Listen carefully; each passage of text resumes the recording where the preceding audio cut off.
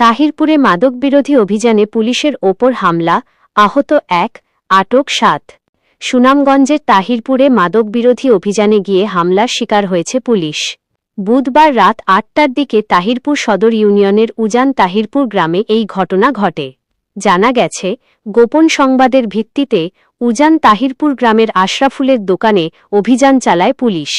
সেখান থেকে একজনকে আটক করার সময় একদল যুবক পুলিশের কাজে বাধা প্রদান করে এবং আটক ব্যক্তিকে ছিনিয়ে নেওয়ার চেষ্টা চালিয়ে পুলিশের ওপর হামলা করে। এই হামলায় পুলিশ কনস্টেবল মিঠু মিয়া আহত হন। হামলার খবর পেয়ে তাহিরপুর থানার ভারপ্রাপ্ত কর্মকর্তা ওসি আমিনুল ইসলামের নেতৃত্বে অতিরিক্ত পুলিশ দ্রুত ঘটনাস্থলে পৌঁছে পরিস্থিতি নিয়ন্ত্রণে আনে এবং ঘটনার সঙ্গে জড়িত সন্দেহে ৭ জন যুবককে আটক করে। ঘটনার সত্যতা নিশ্চিত করে ওসি আমিনুল ইসলাম জানান, মাদকবিরোধী অভিযানে গিয়ে এই অনাকাঙ্ক্ষিত হামলার শিকার হতে হয়েছে।